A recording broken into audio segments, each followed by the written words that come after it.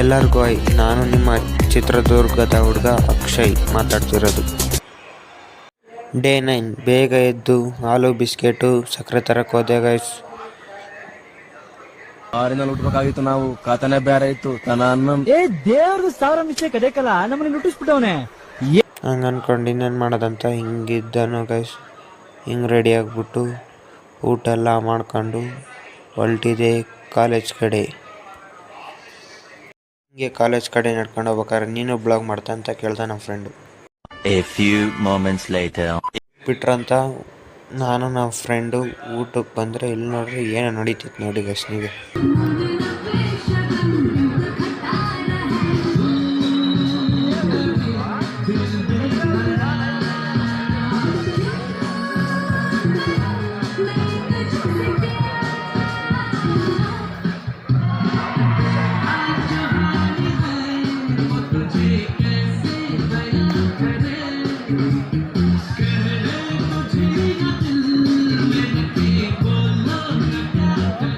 ಇದನ್ನೆಲ್ಲ ಕಣ್ಣಿಂದ ನೋಡಿ ಕಂಗಾಲಾಗ್ಬಿಟ್ಟಿದೀನಿ.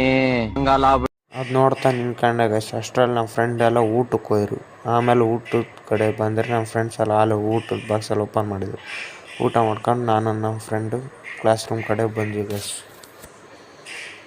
ಹಂಗೆ ಮಾತಾಡ್ಕೊಂತ ಬಂದ್ವಿ. ಅವನೇನೋ ಸಾಯಕ್ಕೆ ಹಿಂಗಿತ್ತು ನಮ್ಮ ಸತ್ರಿಂದ ಸಾಯಕ್ಕಂತ ಸುಮ್ಮನೆ ಮಾತಾಡ್ಕೊಂಡು ಬಂದ್ವಿ ಗೈಸ್.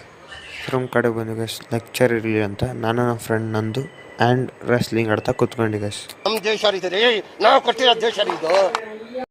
ಮನೆಗೆ ಬಿಟ್ರಂತ ಮನೆ ಕಡೆ ಬಂದೆ ಗೈಸ್.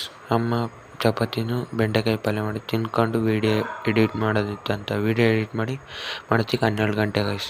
Thank you. ನೆಕ್ಸ್ಟ್ ವಿಡಿಯೋದಲ್ಲಿ ಸಿಗ್ತೀನಿ. ಬಾಯ್ ಬಾಯ್ ಆ್ಯಂಡ್ ಫಾಲೋ ಮಾಡಿ.